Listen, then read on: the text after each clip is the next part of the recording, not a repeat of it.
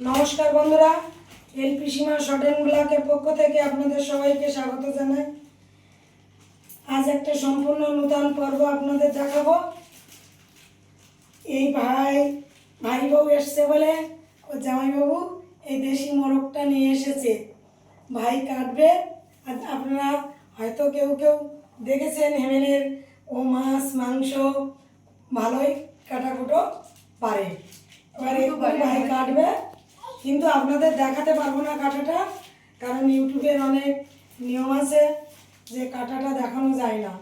ওই জন্য রান্না খাওয়া দাওয়া সব কিছু আপনাদের দেখাবো, আপনারা সঙ্গে থাকুন। পুরো পর্বটা তাহলে দেখতে থাকুন। আর দিদির চ্যানেলটা এখনো যারা সাবস্ক্রাইব করেনি প্লিজ চ্যানেলটি সাবস্ক্রাইব করে দিদির পাশে থাকবে। তো চলো, তোমার কাজ তুমি করবে, আমার কাজ আমি করবো। না, দ্রুত করা যাবে না কারণ বাচ্চারা আছে তো এই জন্য। এসো, মিঠি ঘুমিয়েছে আর একজন জেগে আছে। তারপর তুমি বটিটা নিয়ে আসো।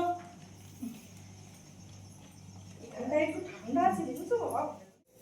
ভাইয়ের ওদিকে মাংস কাটার শেষের রাস্তায় আমি ভাত করলাম উনুনে।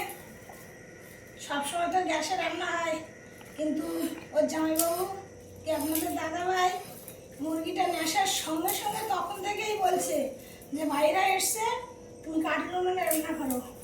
আমি ঠিক আছে, চেষ্টা করবো। আমার একটা উনুন আছে, 4 বছর হয়ে গেছে রান্না করছি। এখন সেই উনুনে রান্না হচ্ছে বাইরে, আপনাদের দেখাবো রান্নার সময়।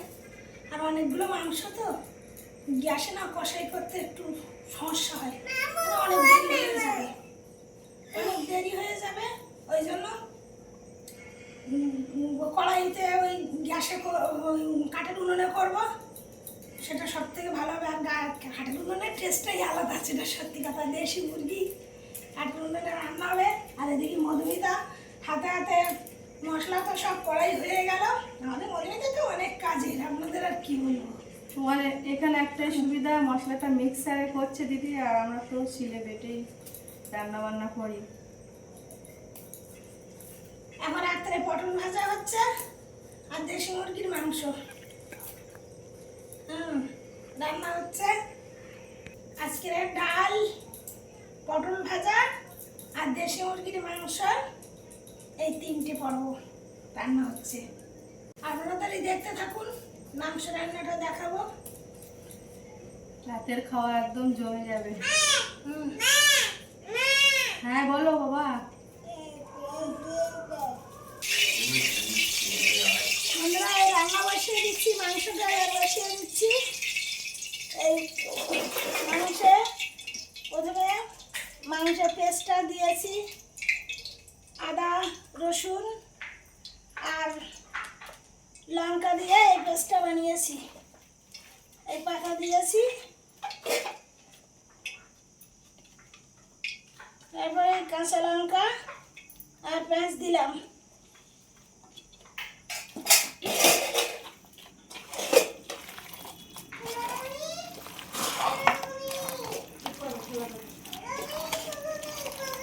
তারপরে মাংসটা মশলা মাখিয়ে নিলাম, নিয়ে কড়াই দিচ্ছি।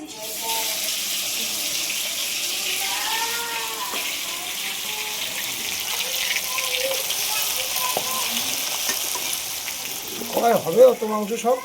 হ্যাঁ, এই কড়াইয়ে 3 কিলো মাংস খাবে।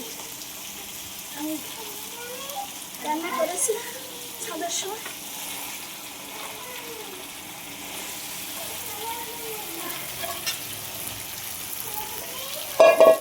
মাংসটা কিন্তু হেভি সুন্দর, একদম দেশি মুরগি তো। কাটার সময় বুঝতে পারলাম যা খুব টেস্টি হবে খেতে। আগাটা তার বন্ধুদের দেখাতে পারলাম না, অসুবিধা আছে।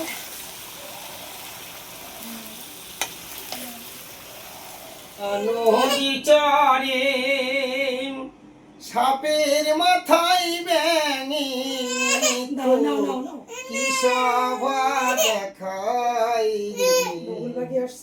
মোরা নদীর চরে বলে আসবে। ঠিক আছে, গান কিন্তু শোনাবো, খেতে হবে কিন্তু।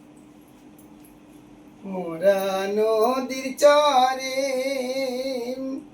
সাপের মাথায় ব্যাঙি মৃত্যু কি শোভা দেখাই রে, মোরা নদী চরে। একটু গান শোনা গেল কি কি? হ্যাঁ হ্যাঁ, গান হবে, নাচ হবে। আর এই মানে মিঠিকে গান গেয়ে যেই দুধ খাওয়ানো, সেই এখান থেকে 20 বছর আগের আগে। একটা কথা মনে পড়ে গেল। ওর মাম্পি, মায়ের। মানে মিঠির মা মাম্পি, আমার বড় ভাগ্নি, ও তো আমাদের কাছেই মানুষ, আমাদের কাছে থাকতো।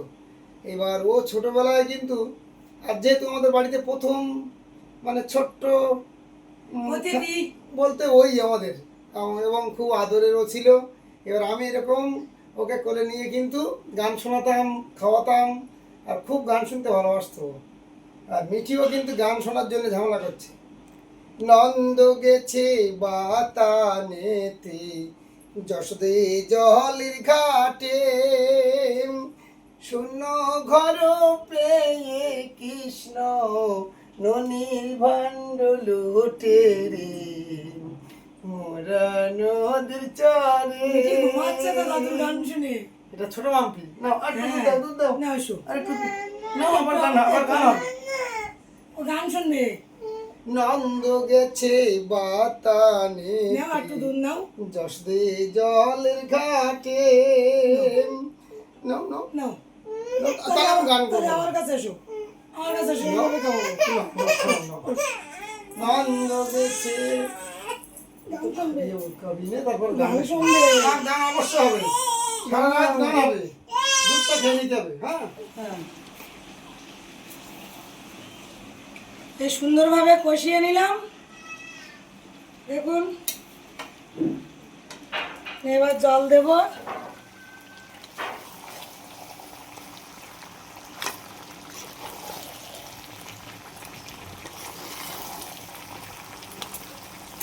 বন্ধুরা, এতক্ষণ ধরে সব রান্না করে এই গুছিয়ে নিয়ে এসেছি, এখানে সবাইকে ভাত দিয়ে দিয়েছি। আজকে রান্না করেছি ডাল, পটল ভাজা আর দেশি মুরগির ঝোল। তাহলে আজকের মতো এখানেই শেষ করছি। আপনাদের যদি ভালো লাগে লাইক, শেয়ার, কমেন্ট করবেন। আর এখনও যারা আমার চ্যানেলটি দেখেননি, প্লিজ সাবস্ক্রাইব করবেন, সাথে থাকবেন। নমস্কার।